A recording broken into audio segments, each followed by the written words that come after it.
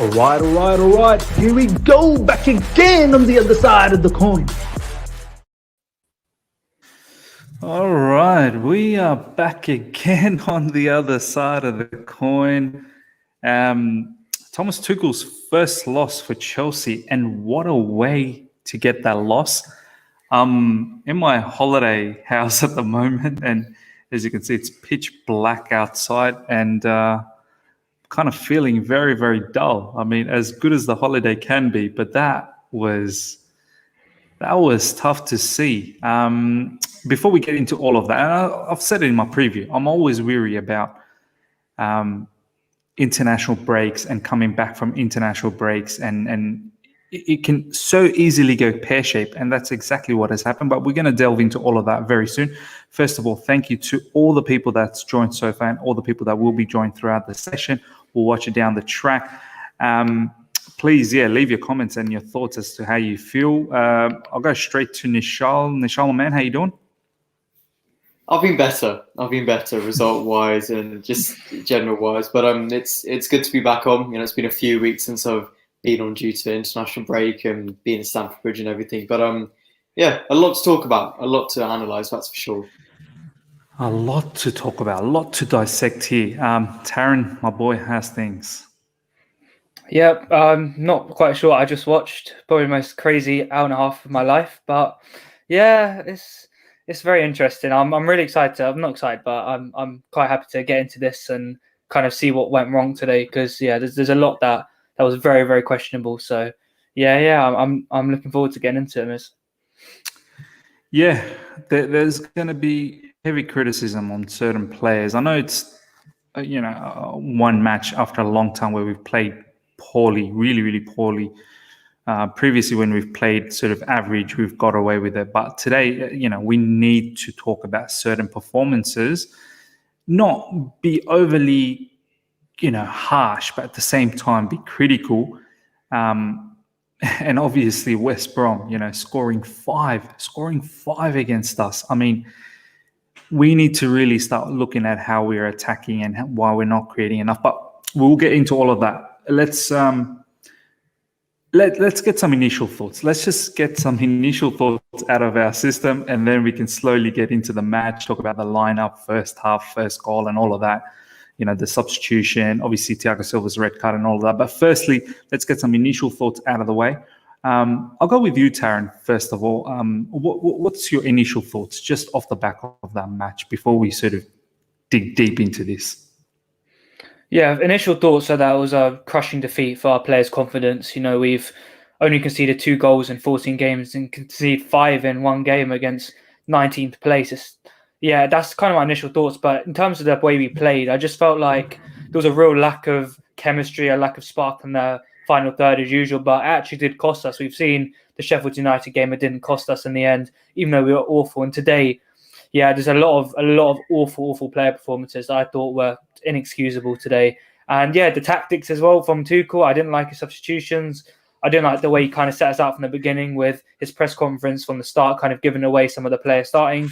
So against a manager like Allardyce, I don't think it's a smart thing to do. So my initial thoughts were crushing defeat for our confidence. And I'm hoping that it's just a once in a blue moon thing that this happens, and we can beat Porto on Wednesday, hopefully. Yeah, man, this is not ideal just before Porto, that's for sure. I mean, you want to go into that particular important Champions League match with utmost confidence. What are some of your initial thoughts, Nishal? The unbeaten run was never going to last forever. 14 games unbeaten was already a club record, the greatest unbeaten start for any manager in the club's history. But for it to end in such fashion, in such a poor, underwhelming, embarrassing performance against a team battling relegation who have barely shown their quality or how they can survive in the Premier League this season, for them to come to Stamford Bridge and be the first team in a decade to score 5 goals says a lot about what's just happened. I think, there will be individual blame. A lot of players on an individual basis didn't perform, but it's a collective issue. You can go on a witch hunt for any one of those players, and in some cases, maybe rightly so, but it was a collective issue the team did not turn up. The defence were not good enough. The midfield did not control the game as well as they should have. Yeah. The attack didn't take their chances. It's a collective issue that goes from the manager to the players. And that's something we have to look at. And it's, of course, not a result we wanted. It's one that we should be embarrassed about, and we've got a lot to analyse. But we have to pick ourselves up. It's about how we can react, because we've got a huge quarter-final on Wednesday. It's going to be one of our big games of the season, going to Sevilla, having to play that away game, in a different location. And we have to react and pick ourselves back up again, because we've been brilliant from start to finish up until today under Tuchel. And we know we can perform. We know we're good enough. We've shown our quality. And we can't let this one result, however damning, however heartbreaking it is, we can't let this one result in the afternoon shape our season, because we know what we're capable of, and we know that this is not the Chelsea that we've seen under Tuchel. Yeah, I have to agree. That we've seen too many good things under Thomas Tuchel that just to take this particular performance and lose it is probably not the right thing. But I must say, this particular match, it was clear that when you have too many individual mistakes, maybe one, you sort of try and cover it and you get away with it. But when you have multiple mistakes throughout a match, at this level, in the Premier League level, you're going to get hurt. And you look at all our incidents, Thiago Silva's yellow card, the initial yellow card, it was a poor pass from Jorginho that led to that situation. You look at the second sort of yellow card that led to Thiago Silva's red card, which I think it was a poor sort of ball that was played from Zuma that created that situation. And then obviously Thiago Silva gets red carded, and then off the back of that, some of the substitutes that Thomas Tuchel sort of made after that, I don't know, they were a bit questionable. So it wasn't just the players. Obviously, the way we let in the first goal, the equalizer, everything was a lot of mistakes. There was Zuma involved. As I said, Jorginho was involved. A few instances, Reece James was involved. And as you said, Nishal, it was a collective effort. And Thomas Tuchel was part of that collective effort as well. I don't think he was not guilty in this particular performance or lack of performance. So we need to quickly eradicate this, because these sort of things, especially a massive defeat like that, can create a big scar. We've seen that sort of level of scar under Frank Lampard, when we got thumped by Arsenal, when we got thumped by Manchester City, played off the park, and we never recovered. So I just hope, as you said, both of you guys, Aaron and Nishal, that we do bounce back very quickly and don't forget all the good things that we've done so far under Thomas Tuchel, and really work on that particular attacking side of things, because today I felt like West Brom showed us how to attack, and that's not good. Like, for me, that's not good enough. West Brom shouldn't be showing us how to attack. We should be showing them how to play attacking football. Let's start from the beginning right here, guys. I'll go to you first of all, Nishal.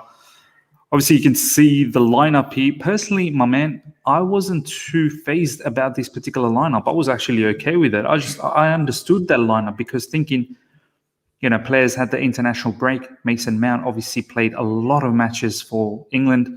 Obviously, Kai Havertz was heavily involved with Germany. Timo Werner as well. So overall, and Kante obviously being injured, so I could understand why he's not around. Christensen featured heavily for Denmark as well. So once again, Rudiger played for Germany, so a lot of people could question on why is Zuma playing, But overall, honestly, Nishal, when I looked at this team, I thought it was still good enough to win against West Brom. And I completely understood this particular lineup. A lot of the fans were a bit up and down about it and thinking there's too much rotation, but I understood the rotation. What were your thoughts when you saw this lineup, Nishal? We still have a strong squad, and we have that depth where we can play an A team, a B team, and it's still strong enough to beat teams like West Brom, like you said. So for me, no real issues. There are three players I was looking out for: Thiago Silva, Tammy Abraham, Callum Hudson-Odoi, for separate reasons, mainly about injury. Of course, Tammy Abraham wasn't even in the squad. There's going to have to be an inquest into what's happening. Does he have a future at Chelsea? Which is a sad question to ask, but we have to be honest. Callum Hudson-Odoi as well played decently well at the under-21 Euros in a very underwhelming England team. Came back with a shoulder injury, so it'd be interesting to see whether he was fully fit and ready to come back in. But of course, the big news, Thiago Silva making his first start in 2 months. And it's someone we needed back as soon as he came in. And we spoke about the dilemma of when Thiago is fully fit and he needs to be back in our defence because he's our best defender, who does he come in for? Yeah. Now, I expect him to come in for obviously either Antonio Rudiger or Andreas Christensen, but not for both. And when we saw that today, it wasn't too much of an issue. I did want Thiago to be rested for Porto. That was a priority for me. And even Thomas Tuchel said that he's not going to play the full 90 minutes. He's going to bring him off the bench, substitute him. Obviously, that didn't work out.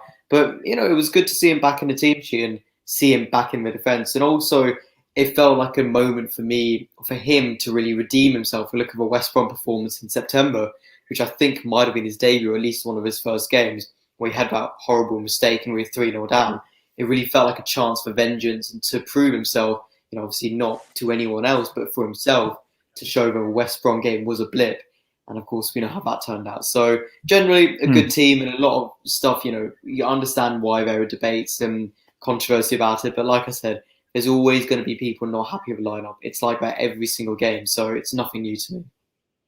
Oh, fair point. Taryn, did you feel there was just too many rotations here, or were you genuinely, before all of this devastation happened, did you think that was okay? Obviously, as Nishal said, there was the issue of Tammy Abraham not being part of the squad, which we'll talk about later in this particular stream. But when you saw this team, did you feel that, no, that's fairly strong enough and probably as close as what most expected anyway, to go out there and do the job?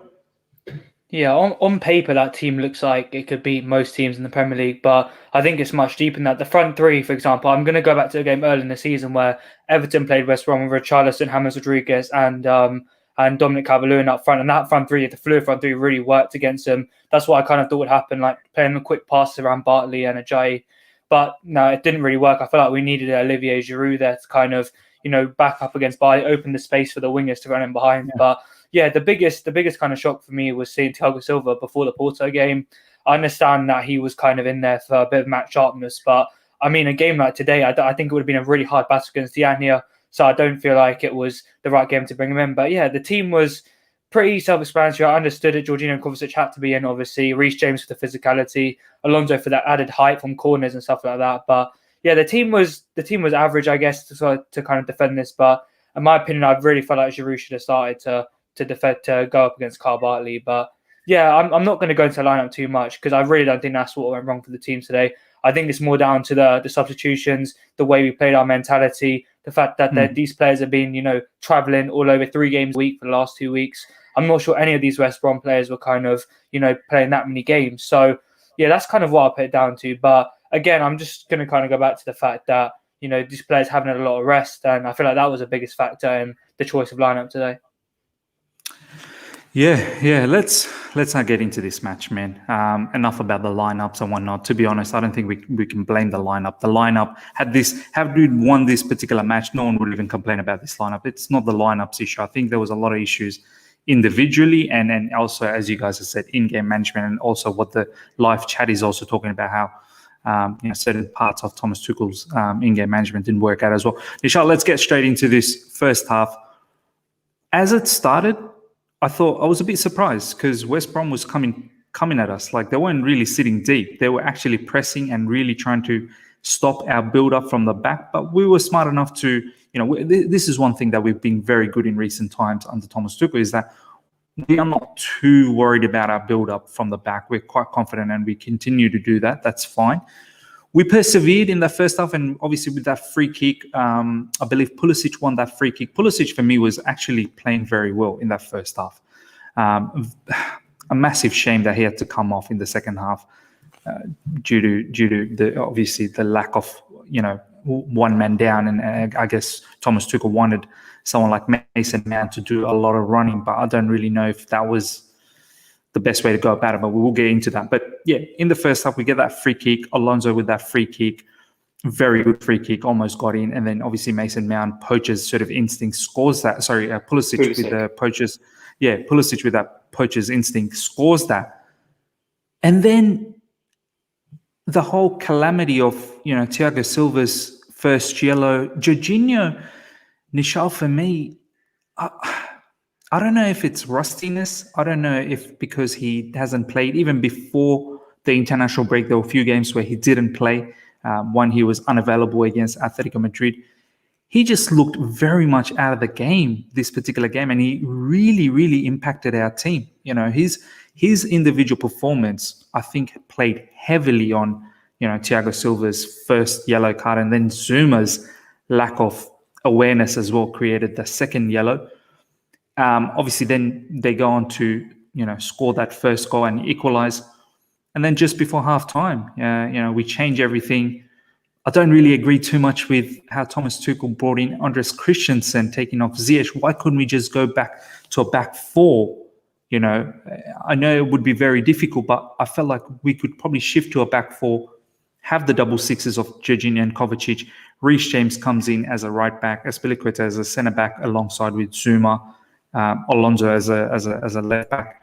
By taking Ziyech off and putting Christensen, I felt like we didn't have enough men up front. It was literally counter-attack and really just invited West Brom. And in the counters, we didn't look that great. We weren't clinical. We didn't make the right decisions. What do you think about that first half, man? It just went pear-shaped so quick.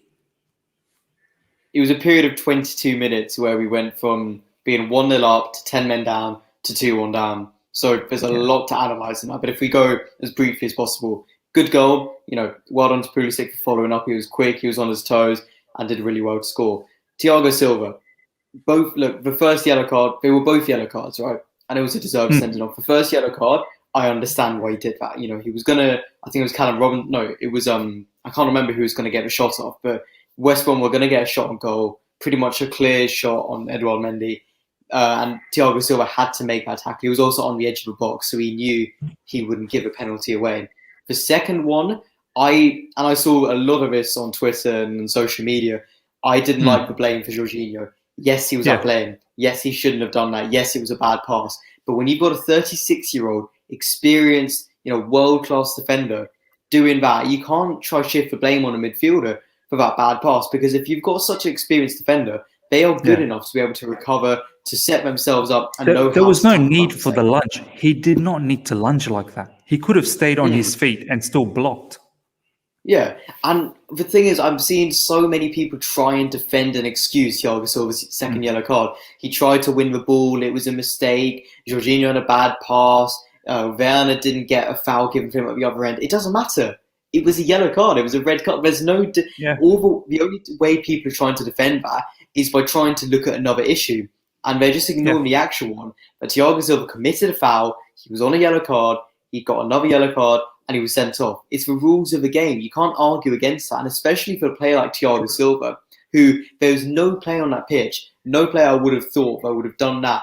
And Thiago Silva was the very last player I would have expected to see that from. A really aggressive and reckless challenge, lunged in, caught the defender. Sure, you're going to protest and you can make all of those arguments and all of those excuses, but it is not good enough for a world-class, experienced veteran defender to be doing that inside the opening half hour. He has to take he will take responsibility because he's mature enough, he's old enough, he knows that he made a mistake, but making excuses for him doesn't do anything. All it does is try to protect him and save him. Thiago Silva is at fault. Yes, he's been brilliant this season, you can say all of that, but you have to be honest and say he should have been sent off.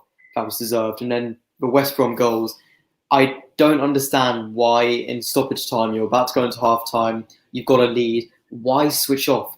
It's the most vulnerable and dangerous part of the game, right at the end of either half, where you really need to focus. The first goal, Kurt Zuma wasn't awake, the defenders weren't awake, and how he can allow a goalkeeper to get assist a goal like that is embarrassing. The second goal was even more of a collective issue because, again, people blame that on Jorginho, which I think is stupid, to be just really blunt. Because if you look at what happened after he lost the ball and gave it away, we had pretty much every player back in the box.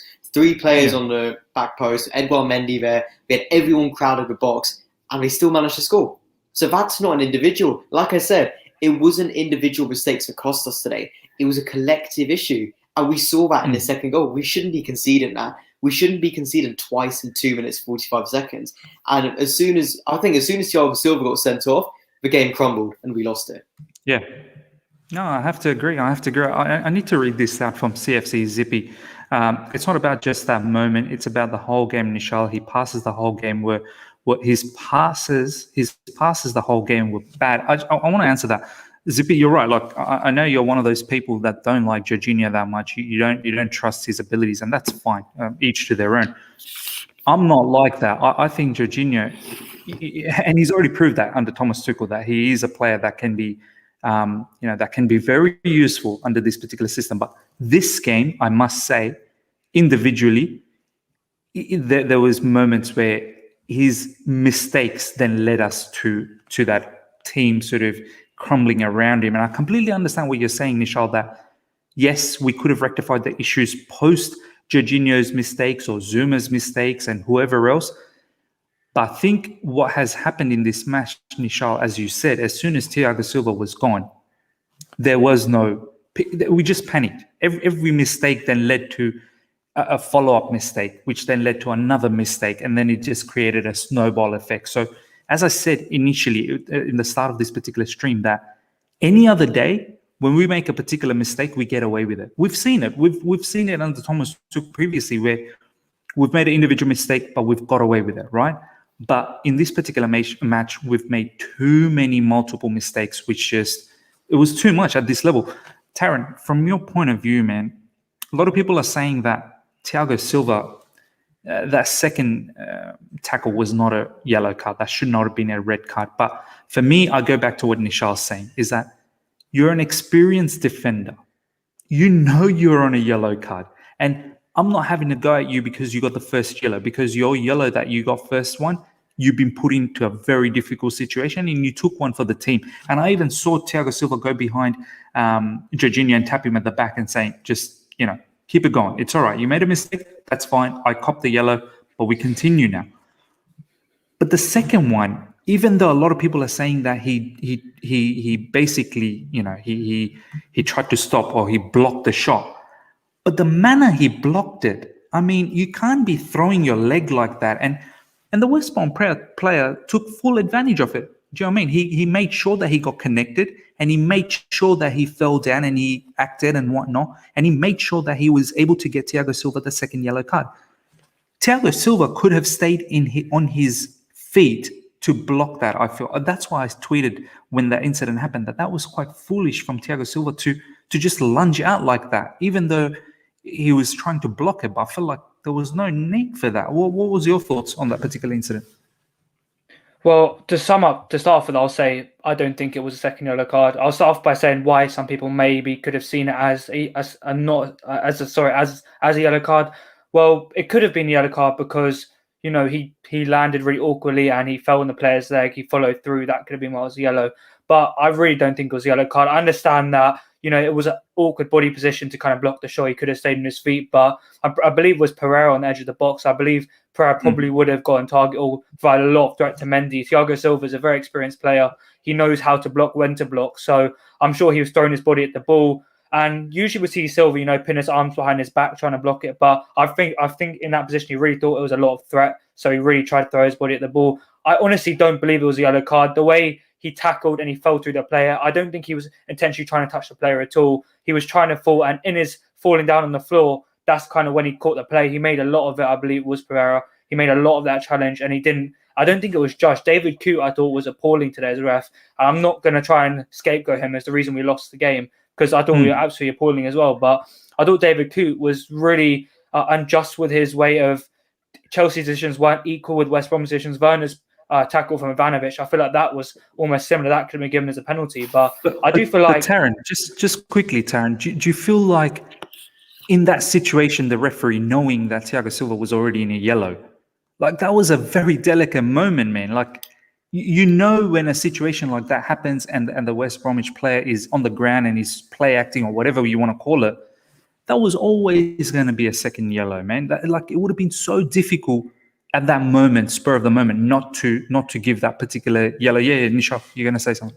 Sorry, don't want to interrupt you, Taryn. Sorry, I just want to make a really quick point. I completely get the intent argument, and I think it's very, very true. But unfortunately, intent doesn't come into the law. And it's something that's really annoyed me as well. But whether he meant it or not, it was a foul. And also with the referee, look, I don't think David Coote had the best game in terms of our perspective, but the referee shouldn't be taking the blame when it was down to our decisions and our mistakes. Yeah. Go on, that's kind of what I'm saying, yeah. I don't think that he meant to. I don't think it's a yellow card offence. I don't think it was a malicious challenge that could have caused a yellow card. A yellow card is I say deliberate or something like that. But I really don't think it was a yellow card challenge. When a player isn't a yellow card, I feel like the ref should, give them another warning. I'm a ref myself. I know if a player, I'm not saying I'm a Premier League ref, but if a player isn't a yellow card, I'm not going to instantly look for something to, want to give them a yellow card. I want to keep all the players on the pitch. That is kind of a ref's aim. And I feel like he kind of went for a bit too much and he sent him off. A lot of the players were kind of going over to the West Brom. I feel like he was influenced, but I really don't think it was a yellow card. But I do see why you and Nishal do think it was a yellow card. The fact that he lunged in, he didn't need to be in that body position. He didn't need to follow through. But I seriously don't think it was a yellow card. I think he should have been given another chance. He's an experienced big trophy winning defender. And I don't think it was a yellow card. But yeah, like I said, I can understand Nishal and you, Miss. Yeah. No, I mean, look, a lot of people are saying, they want to blame the ref. Some are saying stop blaming the ref. But I don't think the ref had. We got dismantled. We got dismantled in that game after that red card. Let's now talk about the second half. Nishal, we will talk about the whole substitution as a piece, but I did not understand the whole Pulisic being subbed off and Mason Mount coming on. I mean, if I think about it from a Thomas Tuchel point of view, I think he was probably looking for someone with a lot more energy and running ability, but Pulisic scored a goal for you. Do you know what I mean? That was very harsh for him to come off. And unless he had an injury, I'm not really sure. But I don't think he did. I didn't understand that particular substitution. And then in the second half, they go ahead with 3-1. Then they go ahead with 4-1 with some clinical finishing, some great counter-attacking football from both Callum Robinson and Pereira. And then, we score our second goal. I don't even remember how we scored our second. Oh, yeah, Timo Werner. We'll talk about the whole goal a bit later on. And then they end up scoring the fifth one. And it was a chaotic way, the way it all finished. Do you think, what was going on in that second half, man? How did I felt like we were just never in control of anything. We were rushing everything. I mean, surely Thomas Tuchel would not have given that message that, boys, just go out there and just be berserk. If we start with substitutes debate, because that's a really interesting one. Your point about why did we switch to back four, that's really interesting because I don't think that at all. And I think the main argument I can give to that is that he didn't want to change the shape too much. He didn't want to make a drastic change. And the same goes with Pulisic and Mount, because when we look at the shape, right, so we had a 3-4-2 at the start of the second half before we'd made the changes. And Tuchel would say, look, I've already changed the back three. I don't want to change that again. And, I think the natural choice would usually be to break up a midfield pairing, but I don't think he'd ever consider that or want to do that. And then you needed those wing backs for your width. So I think he was kind of left with the ultimate option where he had to sacrifice one of his attackers. Shame to see Ziyech come off. He hadn't done particularly well, but, someone had to be sacrificed. Pulisic coming off as well was quite a weird decision, but honestly, the options were limited. Mason Mount had to come on one way or another, and without changing the team as much as possible, I think Tuchel did as much as he could in that change. But the second half, my issue was, right, we've seen us play against low block teams before, haven't we? We saw us play against Burnley, we saw us play against Newcastle, both were tough games, but we ended up winning them quite comfortably. But when in the first 15 minutes today, West Brom were having a majority of the chances and West Brom were controlling the game, that's when we can all see, okay, something's up. Because by this point, maybe we're not winning or we haven't scored yet, but we're at least getting into the game and be comfortable, not trying to defend and really on the ropes. And for us, it was our defensive shape. Our defence was broken down so many times and horribly. And credit where credit's due. The third goal was just stunning. That was an absolute magnificent goal. But there are issues. The defensive shape wasn't there. See how much space. I think the finish was from, was it Pereira or Robinson who made it? I think it was Robinson. Robinson. It was Robinson. Fantastic finish. But look at the space he has on the edge of the box. That's a space between the defence and the midfield that someone should be filling up. Marcus Alonso as well, giving the winger the liberty on the right flank to make that cross, to have that time. I think it was Ainsley Maitland-Niles actually, and Marcus Alonso is barely tracking back and not there. That just shows his defensive flaws, which we all know, but came to bite us today. And that third goal went in. The fourth goal, right before the cross had even been played, I knew they were going to score. As he played Yeah. the crossing, I was like, yeah, they're going to score from this. Not because it was a good cross or we're in a good position. You just knew we weren't going to deal with it. Because if you've already conceded 3 goals, it's just, Yeah. the floodgates opened. And time after time, Yeah. like I said, you can pin it to individual mistakes. First one you can pin to Jorginho, second one you can pin to Jorginho, third to Alonso, fourth to arguably Zuma or something, fifth definitely to Zuma. But for every single one, it was still a collective issue. We had 3 defenders. Yeah. They weren't. We had 5 defenders even when you come into that back 5. None of them dealt with. There was a lot of threat on the wide flanks, which Reece James and Marcus Alonso did not deal with. The 3 centre backs, they had no shape, no communication with each other, no organisation. That created the space, created the opportunities, and collectively, for a back 5 to concede 5 goals, not to mention for the first time this season, for the first time in 2 years, against a team who've not scored 5 goals for God knows how long. There are so many questions to be asked, and it is defensive issue. What I don't understand is, I thought we were past this. I thought we'd fixed our defence, and even when Thiago Silva was out injured, we still looked good at the back. And we thought, look, we fixed it, we're brilliant, we can actually defend. But what changed today? For me, it was Thiago Silva coming back in. We maybe relaxed a bit more because we had that stability, we had that security with Thiago Silva being back. But as soon as he was out, what we've been used to about Thiago Silva has been Azpilicueta, Rudiger and Christensen. Today we had one of them. And Christensen came on, but to really mould into that and have to make that change after half an hour, midway through a game, is really unsettling. So I think that was kind of a main reason that the defence was unsettled and not stable. But generally, it was woeful. And our defensive performance completely cost us today. Oh, man, I have to agree. That was so well said, Nishal, honestly. Maybe there was a bit of complacency with Thiago Silva back. Oh, we should be all right, Let Thiago do all the job. And that's pretty much how it felt like. Just throw him under the bus and he'll take care of everything. And what has happened is that led to his red card. Thank you so much, Sir Daddy, for this super chat. Credit to Big Sam. Surprised he brought Robinson on after Ivanovic injury, which was justified. It was really, really good to see Ivanovic. It was sad to see him getting injured, but he still managed to track down Timo Werner. We'll talk about player performances very soon now. But yeah, off the back of that, Callum Robinson came in and absolutely annihilated us. We've got another super chat here before we start the player performances. Thank you once again, Chelsea Perspective. This is a wake-up call, one that highlights the importance of Kante and what the club needs in the summer. We need another defensive midfielder. I cannot agree much more than that. Honestly, we will talk about N'Golo Kante and how much we miss this. A lot of the live chat wants to know about this particular topic, and we will talk about this. Let's get straight into these player performances. Taron, let's go from the top, man. Let's talk about Timo Werner first up. For me, bro, that miss against Germany, obviously that confidence was low. That second half where he did not have the confidence to take that shot and he had to lay it off to Mason Mount. If he's a confident striker, he's borrowing that. He's absolutely borrowing that himself, bro.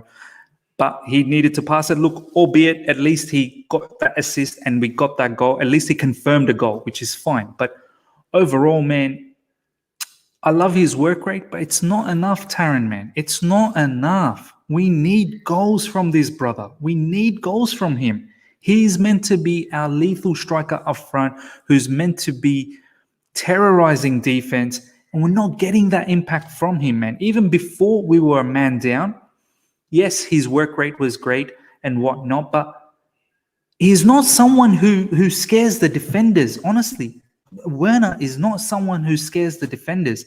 Maybe he can play where Pulisic plays as someone who's secondary to a premier striker, like say someone like Haaland or someone like Lukaku. But I don't think this brother can take us to be the lone striker next season. He really cannot. I mean, that's just my thoughts, but what's your... Because I know you like Timo Werner a lot, Taron, but I want to hear from you, man. What's your thoughts about Timo Werner? Yeah, with Werner, I feel like even though he has a lot of pace and he has a lot of work rate, he chases after the goalkeeper, he causes pressure to help us win back the ball in transition. But the main reason we brought in Timo Werner from Leipzig was the fact that we weren't finishing off our chances last year. We needed someone to put the ball into the back of the net. Abraham did miss a lot of chances, but when Werner's not scoring goals, he's not someone that, and Eden has a type of player that you can pass to like Pulisic and he'll just create something. He needs to score the goals. He's and not when a game changer, bro. He's not a game changer. That's what I mean. And when he's not playing well, it really just influences the whole team. I feel like that sometimes is a bit of a waste of a position when Werner is not playing his game. He's not scoring goals, even though he did get an assist today. You know, any other striker in the Premier League, even Diagne, all these other players would have finished that. They wouldn't have had to pass to Mason Mount. But yeah, Werner, I don't feel like we can partially put the blame on Werner at all. Any of the attackers today. The main problem is with our awful defense. Like, I think our defense was a complete disaster class today for so many different reasons. But yeah, when in these games, I feel like he should have kept on Pulisic, Thomas Tuchel. Pulisic was a player that could have created something out of nothing. He could have dropped in between, you know, O'Shea, Furlong, all these other players and got in there and created something. Werner, it was not a suited game for him. Against Bartley, he looked completely lost against Ajayi. There was not a lot of pace to run into him behind. I kept seeing him on the last defender trying to get him behind. He was not getting picked out. So, yeah, this is not the right game for Werner. He didn't play well and it kind of influenced the whole team. Again, it was a poor performance of all of our attackers, all of our midfielders, all of our defenders. But yeah, when Werner's not playing well, it looks really bad, man. And yeah, that's kind of what I think about Werner. I can't really back him up at all after today. I feel like I do think that, you know, his assist was okay. Apart from that, I do think that it cost us a lot of performance in some way in the final third. If he was the player who was creating stuff and scoring goals, then I feel like we maybe wouldn't have been, you know, on the back foot as much in that game. But yeah, it's not a great performance again by Timo Werner, and it's starting to get a little bit worrying now. Tuchel keeps defending him. A lot of Chelsea fans are defending him, including me. But when I'm seeing his performances week in, week out from Timo, not providing enough for the team, not scoring goals, getting an assist here, there, you're thinking this is a waste of a position. We need Pulisic on every game. We need Havertz there who can potentially do more. We need Ziyech in there. We need Mount. We need Hudson-Odoi. I feel like could have done much better today. But yeah, this is not the player we signed for. 35 goals for Leipzig last year. Tuchel's come out and said that, you know, this guy's been scoring goals since he was 5 years old. He knows it. But right now, he looks like a striker that's completely lost, is not enjoying his football, and is just not playing well. So I'm not sure what the next step forward is going to be for Werner. Maybe, you know, just give him a few weeks out on the sidelines, because I feel like he hasn't really had that if you think about it. Under Lampard, he was playing in all these games that we were just, you know, capitulating in. Under Tuchel, he's played most games. So, yeah, I feel like he does need a bit of time out on the sidelines to kind of think about it. And, yeah, let's bring Havertz and Cho in for a bit because, you know, I can't defend this guy anymore, Miz, when he's playing like this and we're losing games 5-2. It's painful. I want to talk about this. I'm directly talking to you about this particular comment. To say that Werner didn't want to score and decided to pass for Mount, this is nonsense. I'm going to be very respectful because I've seen you comment a few things and you're being very, very direct and very, very harsh on some of these comments. We're not talking about Timo Werner being a bad player. He's a good player. But we're talking about this particular player's confidence level. That player, if he's confident, he's smashing that goal. Yes, we ended up getting that goal. I'm not trying to be overly critical here. What I'm trying to make the live chat and create a discussion here is to understand the psyche of this particular player at the moment. You want your striker to bang in goals. For him to just play it off and give that particular, give that responsibility to Mason Mount. Had Mason Mount missed that, what do you think the fan base would have done? Who do you think the fan base would have gone after? The fan base would have gone after Mason Mount, when clearly it should have been Timo Werner who should be smashing that in. But that being said, it was a goal. So I'm happy it was a goal. I think we're just trying to understand that the psyche of this particular player. And the whole situation with Ivanovic, Timo Werner, with his pace, he should be outgunning, out-muscling out Ivanovic and getting himself into a position to take that opportunity to have a shot. For him to be out-muscled by Ivanovic, who God knows how old he is, and he's not at his prime. I can understand if that was prime Ivanovic who muscled off Timo Werner. 37 against Timo Werner, what, 24, 25, Nishal? 25. 25. Yeah. 25. He for someone who plays for Chelsea Football Club should know how to put themselves in a position to not allow that centre-back to come in. Get yourself a penalty. Get yourself something. You know, there are certain things about Timo Werner where I think he needs major renovation. That whole footballing ability needs major renovation. He's a good player. He's got a lot of other facets, but he needs a lot of things that needs correction. And I hope Thomas Tuchel is the one that does this. Nisha, you wanted to say something?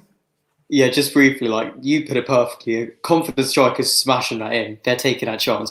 As soon as he got the ball, you could tell he was not going to shoot. He didn't want to shoot. He was looking, right, who have I got the options? He turned his body away from goal and set up Mount. Yes, we scored. I'm happy with that. But as soon as I saw that, I knew he didn't want to shoot. He didn't want to. He was not confident enough, and that's natural. And you know what's funny, actually? I had a piece planned months ago saying, what is the problem with Timo Werner? And the only reason I didn't write it was because I was planning for the day when Lampard got sacked, so I got put on the back burner. And I deleted the articles. I look, we're past that point. But I have to write it again because, what is happening? What is wrong? And it's a real shame because we know he's a good player. He's got 21 goal contributions this season. That's good. But he still hasn't been good for, I don't know, about 5 months, I would say. Like, Newcastle is the only game he scored in the league recently. And other than that, we've not really seen Timo Werner be at that form he's been in before. And it's really frustrating, for you, Taron, you really love him, and for all of us as Chelsea fans, because we know what he's capable of. We know how good he is, and we were so excited for him to come in. And, you try to answer what is going wrong. Why isn't he scoring? Why isn't he confident? And these are hard questions to answer because it's not like, and I haven't seen him up close, it's not like he has his head down and he's, devastating, he just gives up. It's not like he's not in the positions. It's not like he's not getting support from the players and the manager, because he is. And it's really hard to understand why. And it's something I think not only we as fans have to investigate to understand our player, not only does Thomas Tuchel have to investigate, he says he's got that goal-scoring instinct, and I don't doubt that. But Timo Werner has to look at himself and answer, what is wrong? Why can't I score? And it's cynical. It's really harsh.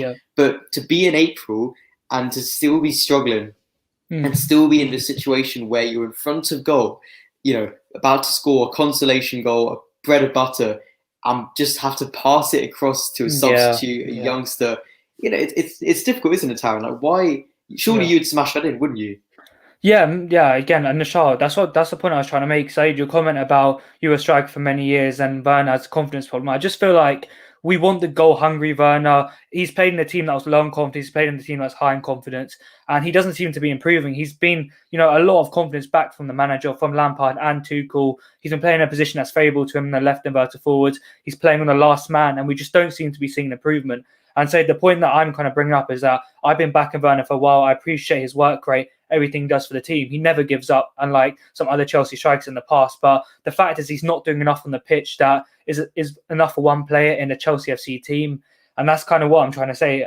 Obviously, Werner, I think that if he was confident, he would have smashed it in today. But I do feel like it was an easy chance. It's not a chance that Mount was in. I would say that there was a defender there. It was a good finish by Mount. But I do think, Werner, if he is confident, he would have scored that. But the Werner that me and Nishal and obviously Miz, everyone wants to see is the one that was banging goals for Leipzig, the mentality monster at the Tottenham Hotspur Stadium last year in the Champions League. That's the Werner we want to see. And to say it's a confidence issue after 5 months I think it's a bit over the top now. Maybe for a few months it was, but now I say it's an underlying issue. And I'm not sure what it is about Werner, but I say he needs more backing by the manager and stuff like that. But yeah, Saeed, I do understand what you mean, but it is becoming an underlying issue for Werner now.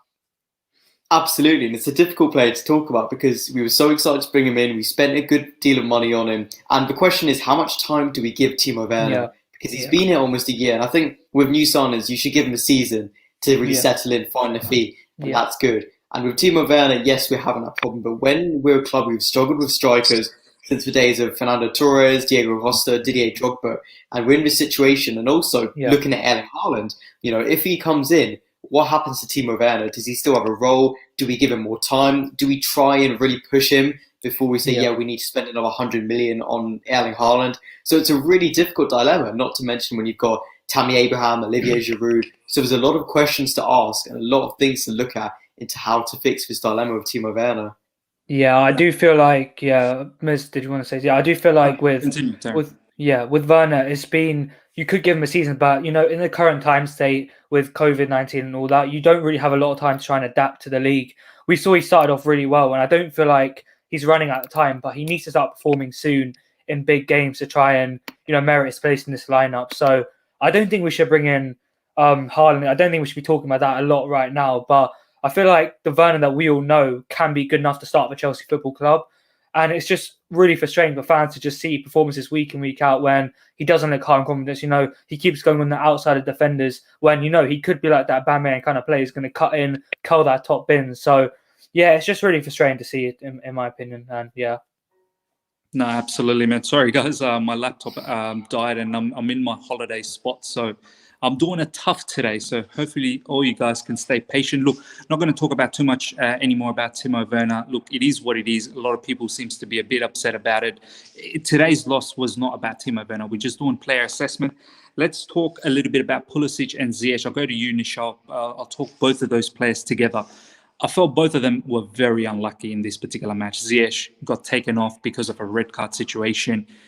Prior to that, I don't think Ziyech was doing anything too drastic. He wasn't like lighting it up or anything like that. But then again, he only was there for about 30 odd minutes. Pulisic gets himself that goal. I thought he was our better player. He was much, much better than most of the other players that we had in that particular field. Gets himself that goal and then obviously got substituted.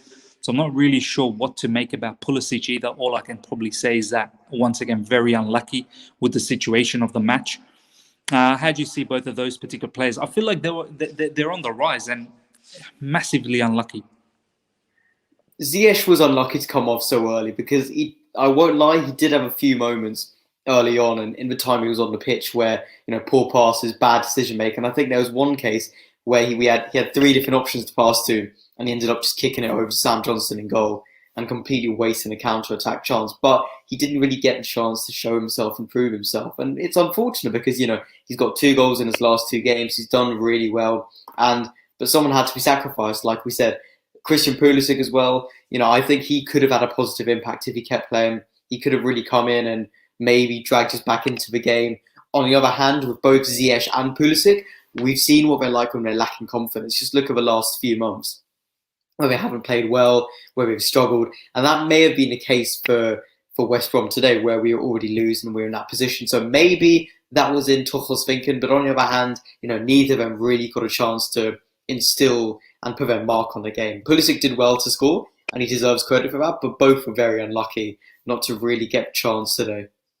Yeah, I have to agree. And that's pretty much what it was for these 2 players. Taran, let's talk about the double pivot, man. Jorginho and Kovacic. I want to be a bit critical here. I really do, because we've praised both of these particular players a lot. Jorginho, for me, individual mistakes galore throughout the match. His passing wasn't on point. As we've already mentioned throughout this particular stream, that he was definitely, responsible for Thiago Silva's first yellow.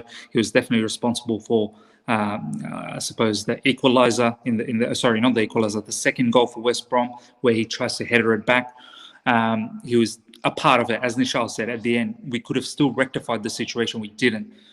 With Kovacic as well, Taran, I feel like he does a lot of good things. He drives well. He dribbles well. But there's no end product, Taran. There's that shooting chance just outside the box. You wish there was someone like Frank Lampard's shooting ability who could put that into the back of the net and sort of revitalizes us as a team.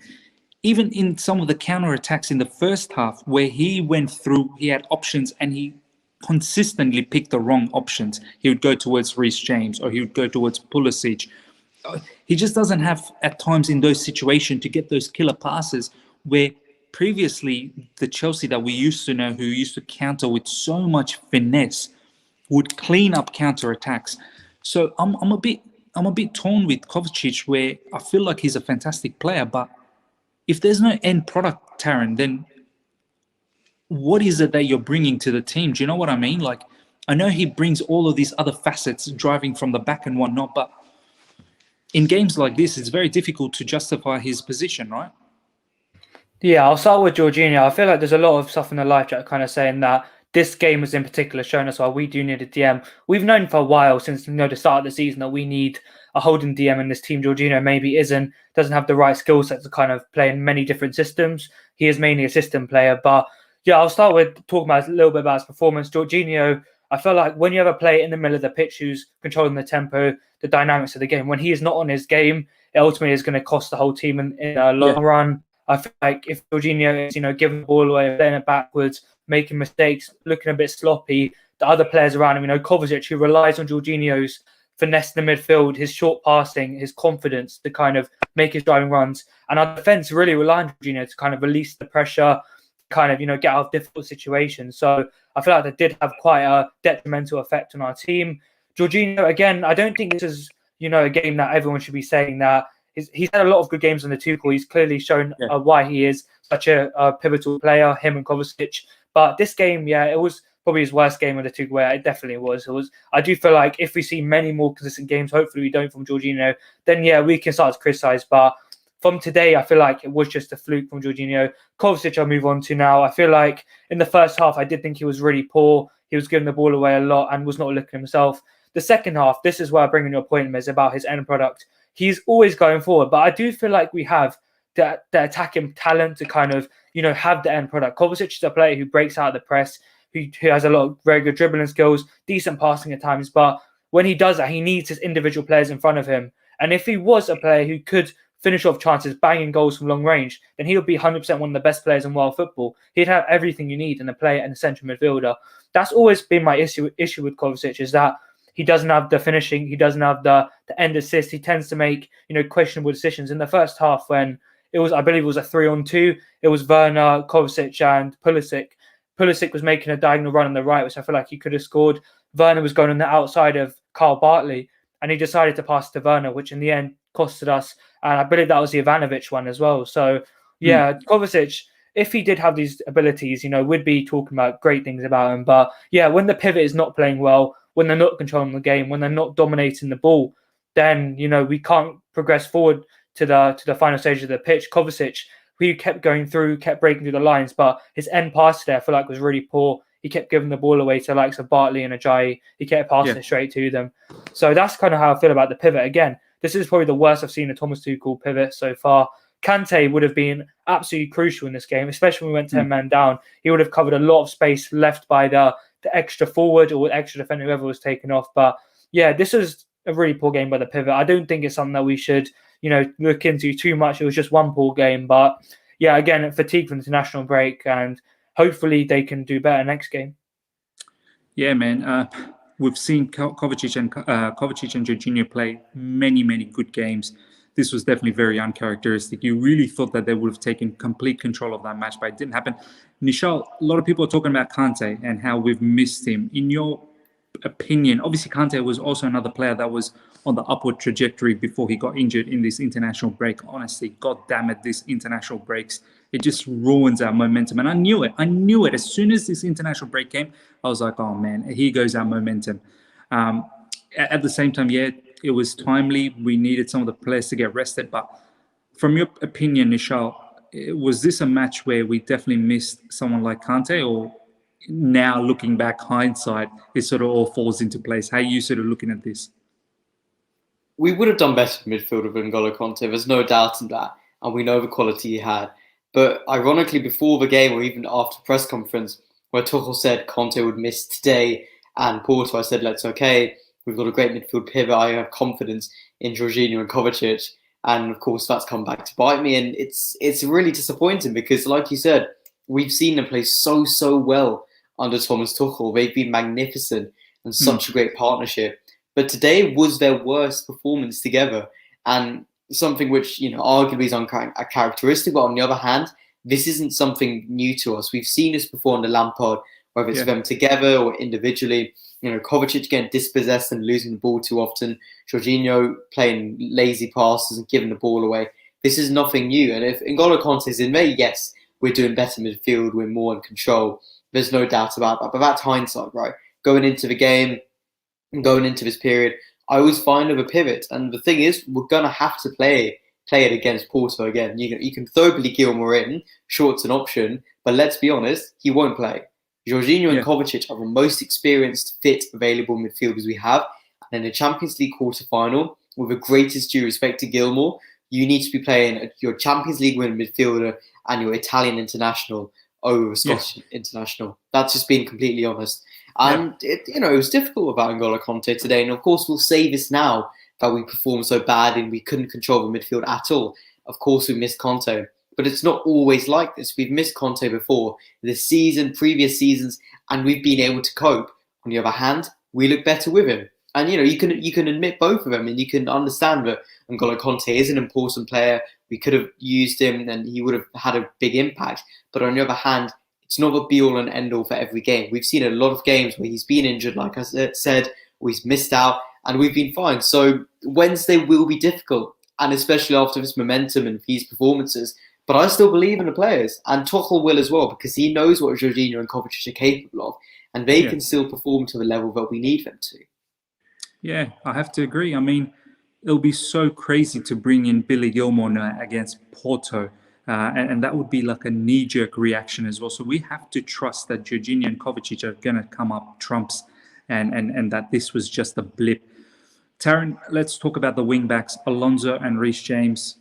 I think both of them were very, very average, man. Alonso, he tried, but that left side was peppered. Absolutely, West Brom targeted Zuma and Alonso time and time again, and it got exposed massively. Once again, man, I blame international break, because I feel like that's a game probably Chilwell plays. Even though in my preview, I said that probably Alonso will start because Chilwell played almost every game for England.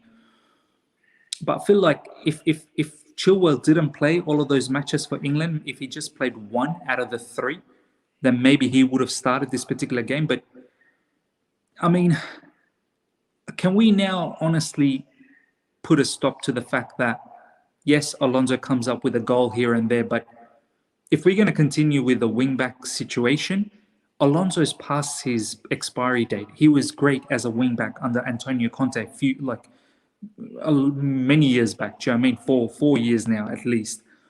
He's not the same Alonso anymore. And Chilwell as well is not a wing-back. He has to develop himself into a better wing-back. And we've talked about this a couple of days ago where we did the best formation, the players needed. Taryn, what's your thoughts, man? Firstly, talk about both of these players, Reece James and Alonso, their performances, but as well going forward, if we continue with these wing-backs, do we need upgrades? Yeah, we've seen in the more fast-paced games of Man United's Atletico Madrid, we've started Chilwell to kind of deal with the pace on the left-hand side. We feel like West Brom maybe weren't going to do that, but we were shocked. They came out today and targeted the left-hand side. They had a lot of pace, with Maitland-Niles kind of overloading it at times, with Robinson drifting out wide with Pereira. So Alonso, when he is targeted, and you know how it is with Alonso, maybe he's a bit suspect defensively at times. When he is targeted, there's going to be big issues down the left-hand side. With Zuma as well, I don't understand Zuma's selection. Maybe Tuchel said that Giroud and Zuma have been, on 3 flights with a 5-hour time difference and have had a bit of trouble. So I don't think a lot of people expected Zuma to be starting. Again, I don't really blame Alonso. He was kind of poor today, but I feel like this is kind of a standard Alonso performance, drifting into the box, slowing down play a lot on the left-hand side. I've commented on this a lot before, but I did expect more end product from him in the final third. I did expect more ghosting, false 9 runs from him. He didn't really do that today. He was just, you pass to him and he will, take a few touches, slow the whole attack down, can't find Werner. And with Reece James, I'll kind of go into him a little bit now. Reece James did look really lost today. He had one chance in the first half where he had a shot against Johnston, and a fully confident Reece James is scoring at 100%. Another chance where he had it and he just hit it straight at Johnston. It was a great counter-attack. Yeah. Maybe a questionable pass by Kovacic, but apart from that, he could have scored that. Hudson-Odoi, I don't know if he was 100% fit. I'm sure Nishal will kind of know 100% if he was fit for this game. I think he had a knock. So maybe that's why he wasn't starting. But if he was starting, I feel like he would have got at the left wing back of West Brom a lot more. Reece James, again, I've said before, I don't really prefer him in the right wing back role. And he maybe does have the attributes, the power, the pace, I guess. He definitely doesn't have the end product in terms of finishing. But yeah, Hudson-Odoi is better in that role. He was drifting inside quite a lot today to kind of, put some overloads in the midfield with Kovacic and Jorginho, but it didn't really work out in the end. A lot of football Twitter really reactionary about Reece James. But we know he's a right back. He's a right centre-back or a right back. So, yeah, again, I don't think we can pin this on Reece James and Alonso. I would say I think we're going to go into the back three in a minute, but I do feel like the back three was really, really at fault for these goals.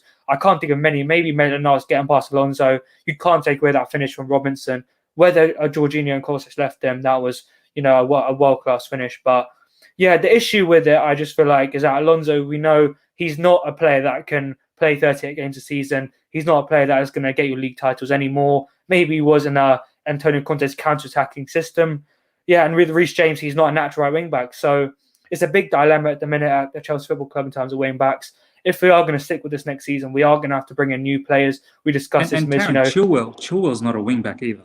Yeah, he's not a natural wing back as well. It's really odd because he actually has attributes. He has the pace, he has the dribbling, he has the kind of directness in his play, but he doesn't tend to do that. So if we are going to keep this, we're going to have to sign, more players like Guerrero, Hakimi. We mentioned this, Miz, Jesus Corona. So, yeah, it's been a really poor game for the whole team, and I don't feel like we can blame it on them two. But again, they look lost today. Yeah, no, I have to agree. If we continue with this 3 at the back and wing backs next season, massive thoughts need to be put on as to who we want. King and Barney, thank you so much for the super chat. Timo can start 1,000 games, but not Tam or Rudy. Rude, shake my head. Let's talk a little bit about this. I think it's timely before we talk about the back 3, Nishal. Tammy Abraham, is it lights out? Is it finished? I don't think it's over. And that's me being optimistic and me being hopeful. I don't think it's over for Tammy Abraham at Chelsea. It's not a good period for him right now. He's not been playing enough. He's been struggling with injuries. And even now, I'm sure Tuchel would have spoken about it in his press conference, so we can check afterwards. But it's not looking good for Tammy Abraham right now. We just have to admit that. And you saw that tweet from Matt Law, right? You saw that tweet from Matt Law? I did, yeah. Because I know someone will have asked him in his post-match press conference, but obviously I haven't seen it yet. So we'll see. And I stay hopeful and I stay positive that he still has a role to play at Chelsea. He's still our top scorer this season, last season. He's still our academy product. And he still is good enough. And I believe him and I back him. But the question is, does Tuchel? And that's the dilemma we're stuck in. Yeah. He's now not featured. He's been hooked off twice at halftime, not featured. There's been some injury clouds in between, not being part of the squad. Matt Law's tweet clearly stated that it's not injury related because he's fully fit at the moment and he's not part of the squad. So watch this space, and a whole heap of conversation happening with us being linked with all these other strikers like Lukaku and Haaland, and so God knows what's happening in that particular situation. Nishal, let's talk about the back 3 now, and obviously we'll get Taron into it as well. Do you really think there was a case for Rudiger to be rested here, or do you feel like, I know Zuma was a lot of fault in this particular match, but then again against Atletico Madrid, Zuma was splendid, but Zuma played in the center, whereas this time he's playing in the left CB. Do you feel like chopping and changing, and also changing the positions of some of these players, where Zuma plays in the middle, Zuma sometimes plays on the right, Zuma sometimes plays on the left? Do you feel like there's just a bit too much tinkering happening with personnels at the moment from Thomas Tuchel, or you're still happy with everything? I'm still happy. And look, an international break is always difficult, especially when you've got such a decorated international squad, not to mention when you get the earliest kickoff possible. None of that was ideal. None of us wanted that, but I'm not going to blame that. And I'm not going to use that as excuses. Team selection was fine, and I had no issues with that. But it was the defensive back too. The only one who I can maybe excuse is Azpilicueta. Even then, he wasn't outstanding, but he was kind of the only one who didn't really, I guess, make a glaring mistake. And that kind of says a lot. He was the only one who didn't really mess up. Zuma was so poor, not just in defence, but in attack. He had about 2-3 chances in the box, which, that first goal, he was asleep. He was asleep as the ball sort of dinked over. Yeah, that's what I mean. Defensively, he was asleep. He was out of position. He wasn't focused. He wasn't doing his job as a defender, which is all you need him to do. And when he went forward to attack, yes, he's a defender, and you can make that excuse all you want. But he had about 2-3 massive chances in the box, which he should have been scoring. He had that volley, which was unlucky but went over. He had that pretty much open goal. And again, you'll make the defender argument, but that's a poor miss for any player to be making. So at both ends, he was at fault. And it was a real shame because, he's been probably the defender, bar Fikayo Tomori, who's obviously out on loan now. He's been the defender who struggled the most under Tuchel, trying to find a foot in the team. And he got a chance today. He got a chance against Sheffield United before the break. But seeing him today was just really, really poor. And then Thiago Silva, I've already touched on him. He was very bad. We've said that, we've spoken about that. Christensen, again, not too bad when he came on, but if a defence is scoring 5 goals, you're not going to be like, oh, well, he didn't do too badly. He put in a good performance. The defence wasn't good enough. If you're conceding more goals in 90 minutes than you have conceded for the last, let me think, probably about 2 months, because you had the goal against 14 Luton hours, Town. Michelle, something like 14 hours or something. Yeah, because if you had the Luton Town goal, Leicester City 2 goals, Southampton and Sheffield United, that's about 2 months, right? We conceded more goals in 90 minutes than we have for the last 2 months. That says a lot. And that shows that the defence today was absolutely horrific. No, absolutely. We'll talk about Mendy, but Taryn, as Nishal's already talked about, Azpilicueta, we've talked a lot about Thiago Silva. Against FC Porto, who's your back three? Oh, that's really throwing me on the bus here, mate. Trying to think of it on the spot, but I'm going to go with Antonio Rudiger, Andreas Christensen, and Azpilicueta. That's what I'm going to go for. You're dropping Silva. I am dropping him. I don't think that's... Yeah, I'm going to go Christensen. That's who I fully am confident in this particular form. Who's been the best defender in the back three in the last 10 games, whatever it is. I'll put Christensen in there.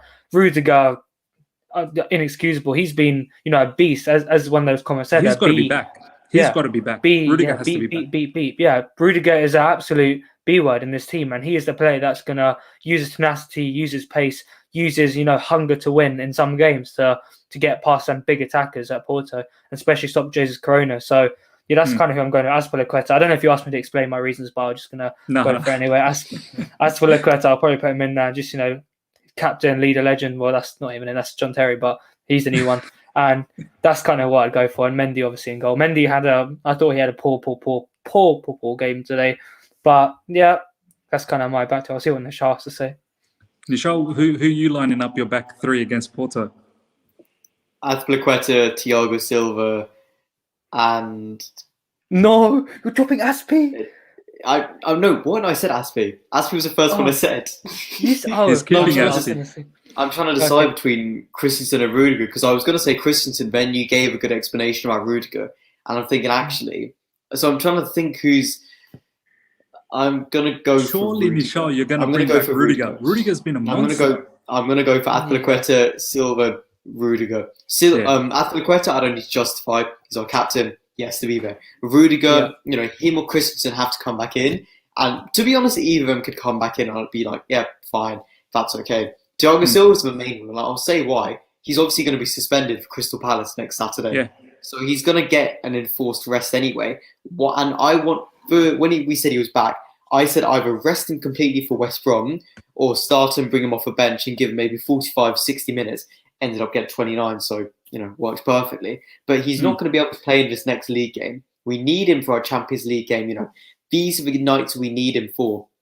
The high-stake European quarterfinals. Why wouldn't you start him? He has to be there. And like I said, he's not going to play for another, I guess, a week and a bit after that. So, it's a natural choice. So, yeah, I think Azpilicueta is the one we can all pretty much agree on. Yeah. Rudiger or Christensen will come back in, but it's the main decision. Do you start Thiago Silva or not? And I think yes. Yeah, I have to fully agree that Azpilicueta, just like you two boys, 100% in because club captain, and he hasn't really been in fault for anything in recent times. Rudiger, for me, has been a monster. He has been a monster. I was a bit surprised that he didn't start this particular match. I understood why he didn't start because he's played for Germany. But I fully expected that he was going to start. So I'm pretty sure he's going to start for Porto, against Porto. And in the middle, the debate, everyone's going to look at this particular game and they're going to think, oh, he got himself a red card. He was clumsy. He was this, he was that. But there was a lot of moments where he was still very good as a defender. Playing from the back, his passing from the back was fairly decent at times. Yes, he looked rusty, no doubt about that. But you need to have Thiago Silva in these crunch matches, in these Champions League big matches where he has the experience over Andreas Christensen. Yeah, Taryn. Yeah, but on the point about Silva, I don't think that even if he is not the captain, so like a big lead in the team, and he has that experience in Champions League, I do feel like his performance today is no way justifiable to start in such a big game. I know that you could say that all these facts about his experience and stuff like that, but I feel like Christensen on form and who would probably play the better.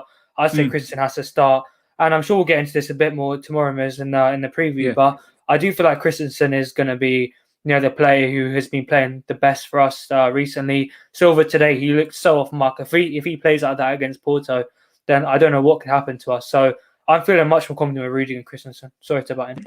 No, absolutely. I can completely understand what Nishal said, completely understand what you're saying, Taryn, and I've got my point of view as well. So it'll be interesting to see what Thomas Tuchel does against Porto, because we better get it right against Porto, or else they will clean us up.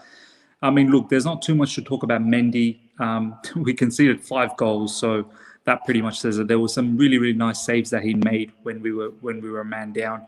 I mean, look, what can you do when you're a man down? Do you know what I mean? And it is what it is, the way that we got opened up. I don't think I can blame any of those goals on Mendy, to be honest. But, when you let in 5 goals, it doesn't look that pretty on you.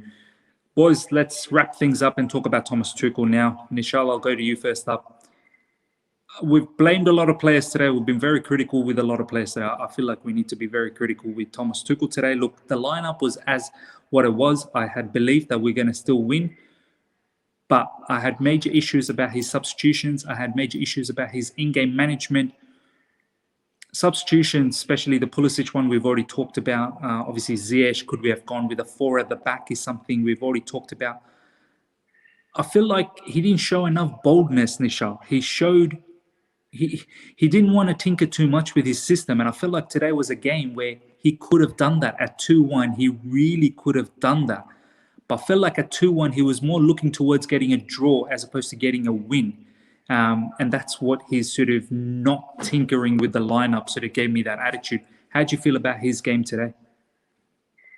It's difficult because we've come off the back of Tuchel, manager of the month. Tuchel, unbeaten for 14 games.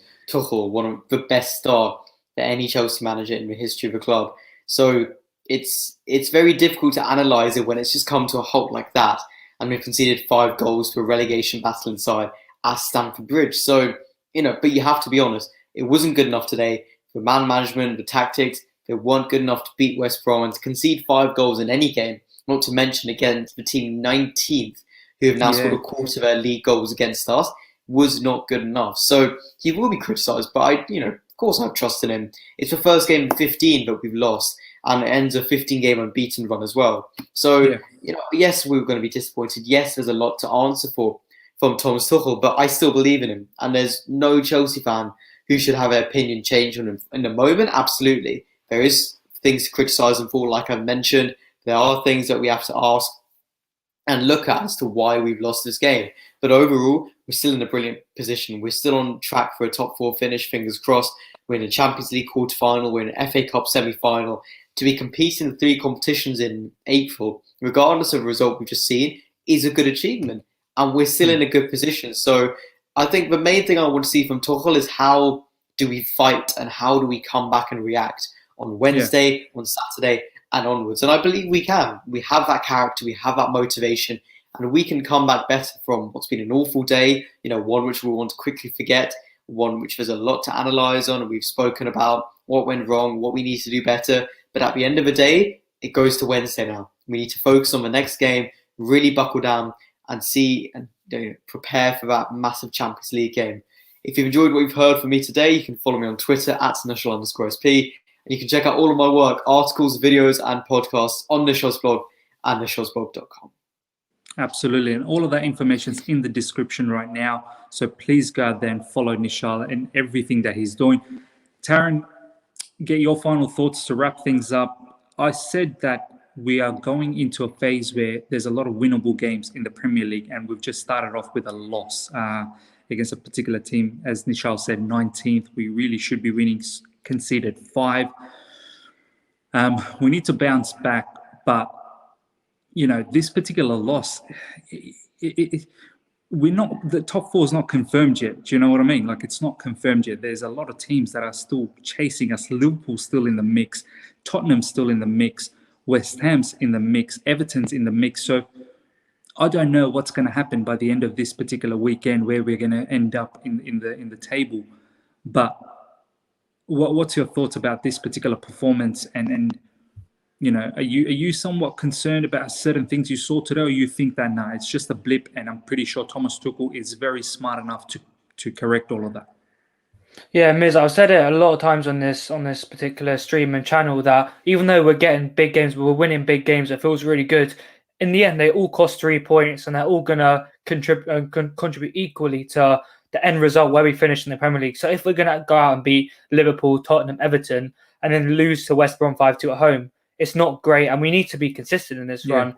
We need to be winning these smaller games as well if you want to be finishing above the likes of West Ham, who are looking very good, above the likes of Tottenham, who are still only 3 points behind us. But yeah, I think that it's really important that we kind of just forget about this game, even though it's been awful for all the fans, all the players. Try and sweep under the carpet and go next game. Try and get the win, because we can't let confidence affect us in this run. We're still in 3 competitions, as Nishal said. We need to be going confident into that FA Cup semi-final against Man City, being confident going into this run in the Premier League, and obviously against Porto on Wednesday. So yeah, with Tuchel today, we could say that, there's a lot of games he's done really well so far. But yeah, I feel like going to Tuchel, I don't think it was inexcusable at all. The subs were, I think, really not good for the team. I feel like we should have changed our back four instead of bringing another centre-back when Thiago Silva got sent off. There's no point of, trying to sit back against West Brom. We have to try and attack them. So that's kind of how I see it. I think that let's just forget about this game. Let's go into the next few games with a lot of confidence. And yeah, let's just try and go into it with a bit more form, a bit more, poise in the final third. But yeah, again, like Nishal said, if you did enjoy Nishal's stuff as well, check him out. Check out my podcast that I've done with Nishal as well. It was a great, entertaining football journalist kind of breakdown. But yeah, if you have enjoyed what you heard from me as well, check out my podcast in the description below, The Perfect Touch. We talk about a lot of different topics to do with world football. We've got a very special podcast regarding the Chinese Super League coming out soon. So check that all out. And yeah, hope you have a nice day, guys. Sorry if I waffled on for too long, but have a nice day. Absolutely, guys. Check out Taryn's socials in the description right now. It's all there: podcast, Twitter, all of that. As I said, Nishal's blog and everything, it's in the description. Go out there and follow. Guys, thank you so much for your time. Obviously, we had close to 110, 120 at one stage. Please smash that like button. Helps the channel out a lot. To every people that have put in a super chat, thank you heaps for that as well. If you're here for the first time, subscribe, hit the bell notification as well.